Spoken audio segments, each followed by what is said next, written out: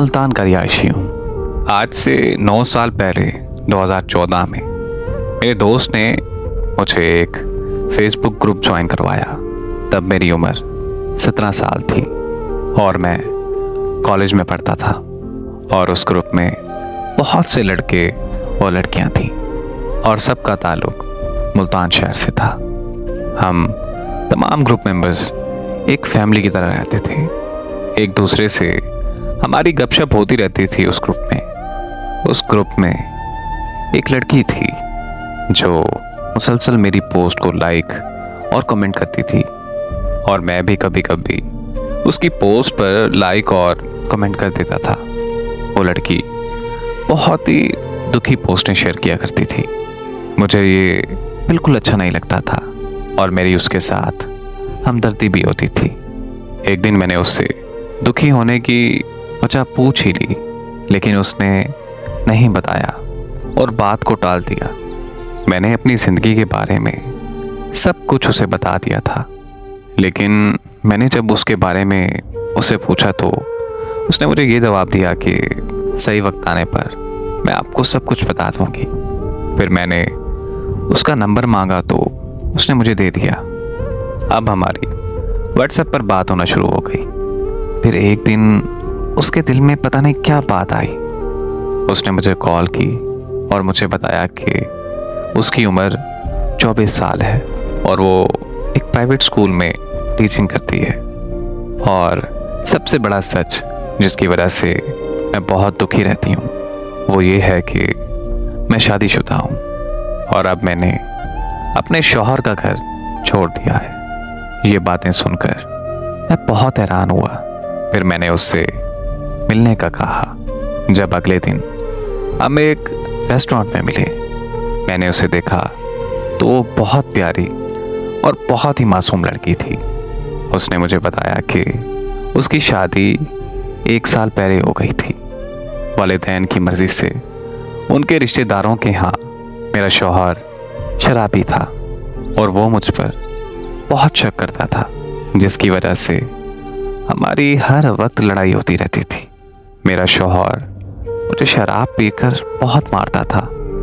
बस फिर उसी दौरान अब्बू की तबीयत खराब हो गई और मैं अपना ससुराल छोड़कर अपने वालिदैन के घर आ गई हूँ। मैं पढ़ी लिखी होने की वजह से अपने वालिदैन पर बोझ नहीं बनना चाहती, इसीलिए प्राइवेट स्कूल में टीचिंग करती हूँ। बस यही मेरी हकीकत है। मैं आपको धोखे में नहीं रखना चाहती थी, इसलिए आपको सब कुछ सच सच बता दिया। ये सुनकर मुझे उससे और भी हमदर्दी होने लगी। उसकी और मेरी उम्र में 7 साल का फर्क था। वो मेरा बहुत ख्याल रखती थी। वो मुझे हर वक्त समझाती रहती थी कि कभी जिंदगी में कोई गलत काम मत करना।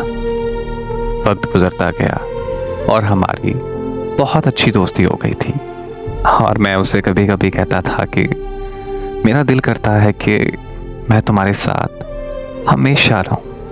वो हंसती थी और मुझे कहती थी कि नहीं, ऐसा नहीं हो सकता। हमारी उम्रों में बहुत फ़र्क है, क्योंकि वो जानती थी कि हमारा माशरा ऐसे रिश्तों को कभी तस्लीम नहीं करता जिसमें लड़की बड़ी हो और लड़का कम उम्र। ये तल्ख हकीकत है हमारे माशरे की। 2 साल हो गए थे हमारे इस रिश्ते को और उसने अपने शौहर से तलाक ले ली। वक्त गुजरने के साथ साथ मैं उसे बहुत पसंद करने लगा था और उससे शादी भी करना चाहता था। वो मुझे पसंद ज़रूर करती थी, लेकिन उसे ये पता था कि दुनिया वाले हमारे इस रिश्ते को कभी कबूल नहीं करेंगे और ज़िंदगी का सारा सुकून बर्बाद कर देंगे। मैंने बहुत ज़िद की, यहाँ तक कि उसके लिए जान देने की भी कोशिश की। वो मेरा ये पागलपन देखकर मान गई और शादी के लिए राज़ी हो गई। मैंने अपने घर वालों को उसके घर रिश्ता भेजने का कहा। मैंने अपनी अम्मी से बात की और उसके बारे में मैंने अपनी अम्मी को सब बता दिया, लेकिन मेरी अम्मी नहीं मानी। मेरी अम्मी ने साफ साफ इनकार कर दिया और उससे दूर रहने का कहा।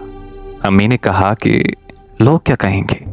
मेरे अब्बू को जब इस बात का पता चला तो मेरे अब्बू ने मुझे बहुत मारा और मेरा बाहर जाना बंद कर दिया। लेकिन मुझे उसकी आदत हो चुकी थी। मैं छुप छुप कर उससे मिला करता था और उसे घर वालों के सलूक के बारे में भी बताया।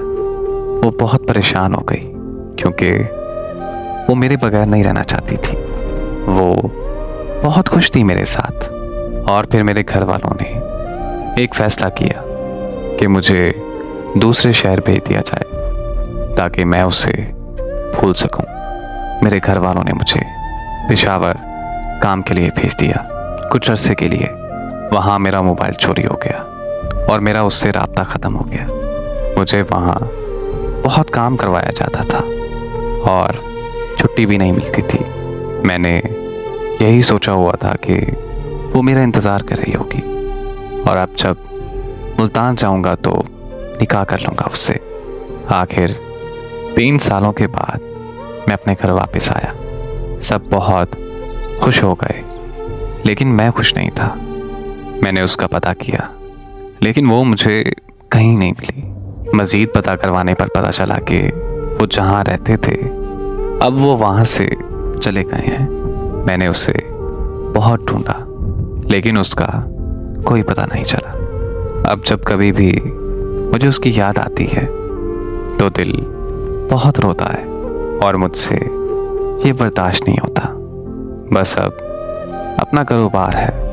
अब मैं ज़्यादातर वहीं मसरूफ़ रहता हूँ। मैंने अभी तक शादी नहीं की क्योंकि अब दिल नहीं करता और अजीब सी बेचैनी, बेसुकूनी की कैफियत है जैसे मैंने गलत किया है उसके साथ। मुझे अब घर वाले अक्सर कहते रहते हैं कि शादी कर लो, लेकिन जब तक मैं उससे माफ़ी ना मांग लूँ मुझे मेरी ज़िंदगी में सुकून नहीं आएगा। क्योंकि मुझे एहसास होता है कि मैंने उसे छोड़ा है। बस अब अल्लाह से एक ही दुआ करता हूँ कि वो जहाँ भी रहे हमेशा खुश रहे। और मैं अब ये उम्मीद करता हूँ कि वो अपनी ज़िंदगी में आगे बढ़ चुकी होगी। मेरे घर वाले मेरी वजह से बहुत परेशान हैं। अब कैसे समझाऊँ उन्हें कि मैं उसे कभी नहीं भूल सकता। बस अब मेरी कोशिश है कि मैं सबको खुश रखूं और शादी भी बहुत जल्द कर लूँगा अगर अल्लाह ने किसी का नसीब मेरे साथ जोड़ा है तो। क्योंकि होता वही है जो मेरा अल्लाह चाहता है और उसी में ही इंसान की बेहतरी होती है। मेरी दुआ है कि अल्लाह पाक सबके नसीब अच्छे करे। आमीन।